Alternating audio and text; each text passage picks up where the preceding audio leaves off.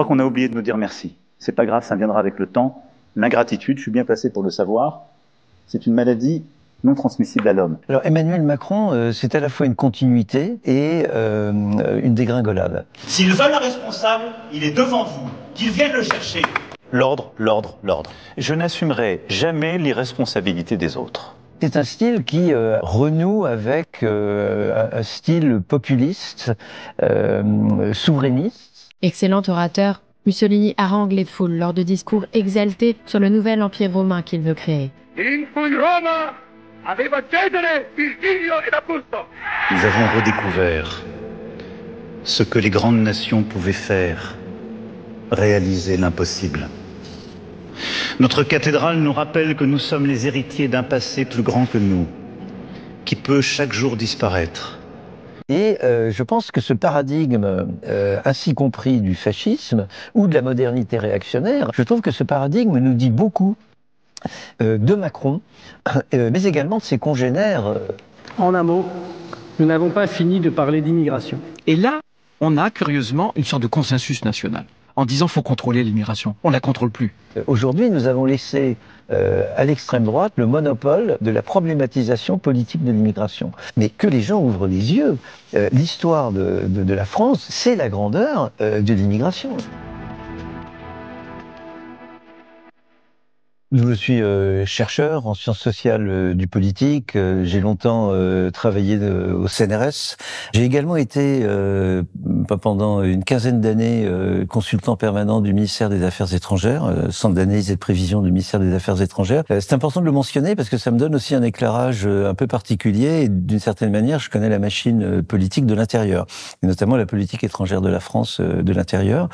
Et ensuite, à partir de 2015, je suis devenu titulaire d'une chaire, la chaire Yves Oltramar, religion et politique dans le monde contemporain, à l'IHEID à Genève. Et fondamentalement, je suis resté un chercheur publiant des ouvrages. Les deux derniers, c'est l'énergie de l'État pour une sociologie historique et comparée du politique à la découverte en 2022. Et la sociologie historique et comparée du politique, c'est vraiment ma méthode, c'est vraiment ma démarche, que j'ai essayé d'appliquer à travers toute une série de textes, de tribunes que Blast a eu la gentillesse de publier pour certaines d'entre eux et qui ont donné lieu à un petit livre, le Malheur à la ville dont le prince est un enfant, publié l'année dernière en 2024 aux éditions Cartala.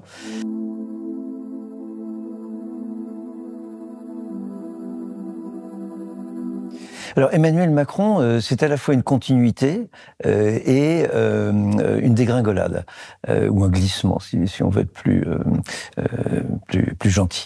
La continuité, et il faut la souligner, parce qu'il s'est quand même présenté comme étant l'homme des temps nouveaux, comme l'homme de la rupture. En réalité, Macron n'est que le xème avatar de la figure du thermidorien, de l'extrême centre, donc ces thermidoriens de la fin de la Révolution française qui transforme une élite révolutionnaire en classe politique professionnalisée et qui prétend gouverner la France à l'extrême centre, pour reprendre une formule en usage, et notamment, cette continuité a bien été mise en évidence par l'historien Pierre Cernat.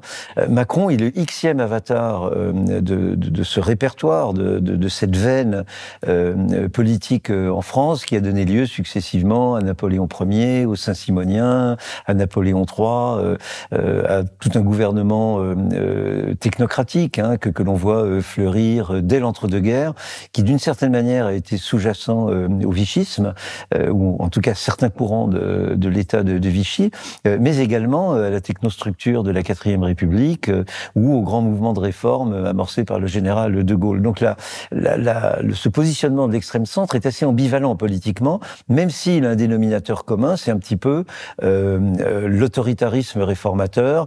On fait le bien du peuple contre la volonté éventuellement du peuple qui n'y comprend rien. Bon, un peu la figure du Gaulois réfractaire sur laquelle a essayé de prospérer Emmanuel Emmanuel Macron. Emmanuel Macron, donc, c'est une continuité, parfois revendiquée, cette espèce d'imaginaire de la France éternelle, le Mont-Saint-Michel, Notre-Dame de Paris, etc. Mais c'est aussi une dégringolade, parce que très rapidement, il a basculé à droite, et dans une droite, alors qu'il prétendait dépasser la droite et la gauche, faire du en même temps. Très rapidement, dès l'été 2018, notamment avec l'affaire Aquarius, on a vu qu'il penchait à droite, et même très à droite. Là, on a peut-être commencé à relire certaines de ses déclarations pendant sa pré-campagne électorale en 2016, sa visite au Puy du Fou de Philippe de Villiers, l'hommage à la pucelle d'Orléans, la nostalgie de la monarchie dont nous serions affligés en tant que Gaulois réfractaires. Donc il y a une espèce de remugle d'un imaginaire national assez ranci dans lequel Macron s'est crispé avec des épisodes que nous connaissons bien, le court-circuitage systématique des corps intermédiaires qui débouche sur le mouvement des Gilets jaunes, parce que tous les warnings ont été désamorcés, l'affaire Benalla, et puis cette attitude très viriliste, très machiste, très provocatrice, dont il vient encore de donner un exemple affligeant avec ses remontrances à l'encontre des dirigeants d'Afrique de l'Ouest qui nous ont gentiment éconduits ces dernières années, en grande partie du fait d'ailleurs de ses propres bêtises diplomatiques. Donc c'est un style qui, insensiblement, d'année en année, renoue avec un style populiste, souverainiste.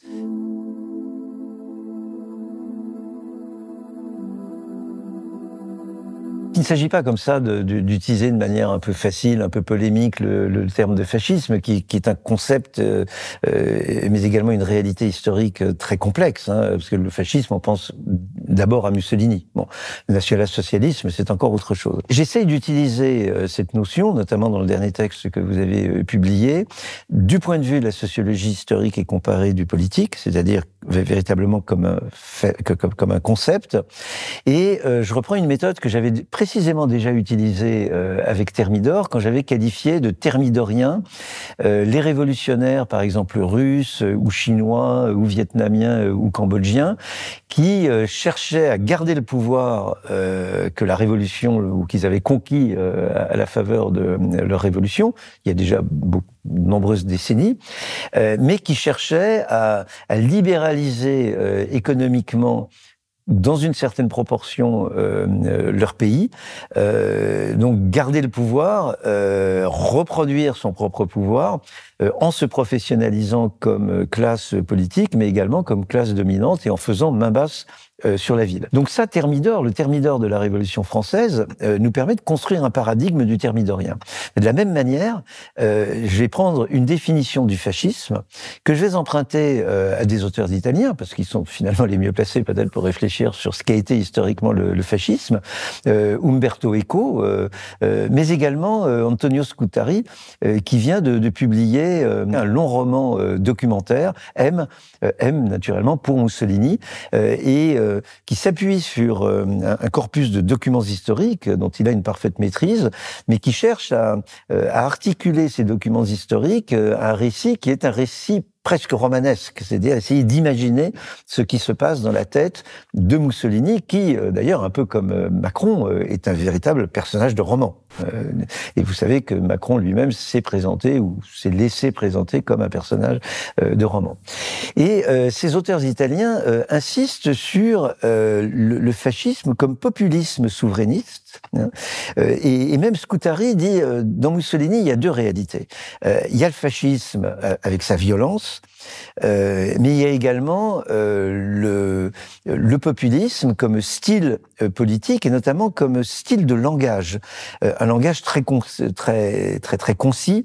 Et Scutari voit même dans le journaliste Mussolini, avant qu'il ne prenne le pouvoir, l'inventeur de ce qu'on appelle aujourd'hui le tweet. Bon. Et ce qui m'intéresse, c'est beaucoup plus le Mussolini populiste, le Mussolini publiciste, journaliste, qui séduit l'Italie. Il ne la violente pas simplement par la violence des squadrilles, mais il la séduit par son verbe, par sa syntaxe très pauvre et par, en quelque sorte, si vous me pardonnez l'anachronisme, par ses tweets. Bon. Et Mussolini, c'est quelqu'un qui relève de ce qu'on a qualifié de modernité réactionnaire, c'est-à-dire qu'il met en œuvre l'attachement au passé, à la grandeur de l'Empire romain, les valeurs d'une Italie prétendument éternelle. Mais d'un autre côté, c'est un homme qui est séduit par le message des futuristes, Marinetti et tous ses collègues, qui insistent sur la modernité, sur la vitesse, sur la beauté de la guerre, sur l'aviation, etc., etc. Et je pense que ce paradigme, ainsi compris du fascisme ou de la modernité réactionnaire, hein, que l'on retrouve, mutatis mutandis, avec la révolution conservatrice et le nazisme en Allemagne, ou encore avec le kémalisme en Turquie, je trouve que ce paradigme nous dit beaucoup de Macron, mais également de ses congénères, comme par exemple Giorgia Meloni en Italie. Il y a quelque chose qui est extrêmement frappant, ce sont les épousailles entre cette sensibilité populiste et souverainiste qu'incarne par exemple aux États-Unis Trump et les grands patrons de la tech moderne, à commencer bien entendu par Elon Musk. Bon. Mais ça n'est pas simplement un phénomène nord-américain. Bon, effectivement, toute la haute technologie du capitalisme américain devient trumpiste, exactement comme tous les grands barons de la grande industrie allemande ou comme le patronat italien se sont résignés au national-socialisme ou au fascisme. Et la manière dont Macron, par exemple, depuis pas mal d'années, accueille en fanfare Elon Musk, ou le flirt très poussé entre Elon Musk et Giorgia Meloni, nous en disent beaucoup sur cette modernité réactionnaire immédiatement contemporaine.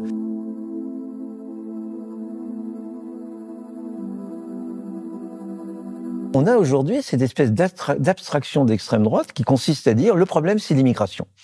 Et cette abstraction, elle est de plus en plus assumée par, non pas simplement l'extrême droite, mais également par la droite et même par une partie de la gauche.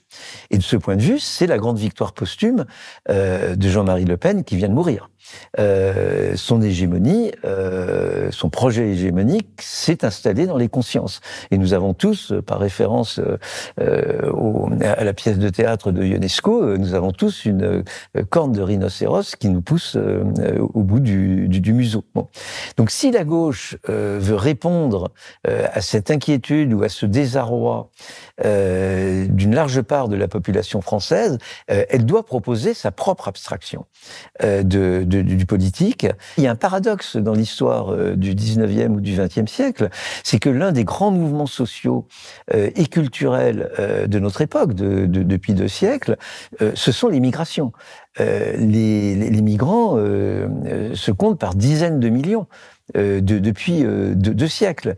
Et il est très étrange que cet énorme mouvement social ait pu donner lieu à des mouvements, à des mobilisations très circonscrites et souvent très efficaces, ou ait pu donner lieu à des formes d'organisation extraordinairement sophistiquées pour assurer la circulation des migrants en dépit des politiques de prohibition de l'immigration et de répression, hein, Frontex, etc., etc. Les migrants déploie une inventivité extraordinaire pour déjouer les obstacles criminels qui sont opposés à leur circulation. Mais curieusement, les migrants n'ont jamais donné lieu à un mouvement social cohérent qui soit passé aux politiques et qui pose dans ses propres termes la question politique de l'immigration. Aujourd'hui, nous avons laissé à l'extrême droite le monopole de la problématisation politique de l'immigration. Et là, je crois qu'il faut que la gauche prenne son courage à 2 mains, assume une certaine impopularité à court terme pour faire un travail de pédagogie. Nous ne pouvons pas vivre sans le travail des immigrés. Et ça n'est pas un problème, c'est une opportunité. J'irai même plus loin. il y a une indécence formidable dans la prohibition de l'immigration par rapport à notre propre histoire. Et ça, c'est quelque chose que nous devons expliquer à un électorat qui est tenté, qui est séduit par le discours de l'extrême droite au nom d'une certaine fidélité à l'histoire française, mais que les gens ouvrent les yeux. L'histoire de la France, et je reprends leur vocabulaire qui n'est pas franchement le mien, la grandeur de la France, au sens matériel, intellectuel, scientifique, etc., et économique, bien entendu, du terme, c'est la grandeur de l'immigration. Et je ne parle pas simplement du XXe ou du XIXe siècle.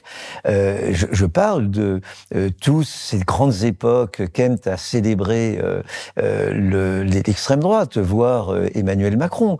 Le XVIIIe siècle, le grand siècle, la Réforme, la Renaissance, le Moyen-Âge, tous ces grands moments de l'histoire de la France et plus largement de l'histoire de l'Europe, ce sont des moments de migration. Les Européens du Moyen-Âge, de la Renaissance, du XVIIe et du XVIIIe siècle, n'ont pas cessé de bouger. Il faut bien voir que nous avons les migrations dans nos gènes historiques, si je puis m'exprimer ainsi, et nous devons absolument réconcilier l'opinion française, y compris l'opinion de droite, avec cette positivité de l'immigration qui, encore une fois, est constitutive de notre histoire. Accueillir les immigrés, ça n'est pas trahir notre histoire, c'est au contraire l'accomplir, parce que nous sommes tous, depuis des siècles, et depuis ce Mont-Saint-Michel et cette Notre-Dame de Paris que ne cesse d'exalter Emmanuel Macron, nous sommes tous des enfants d'immigrés et des migrants nous-mêmes.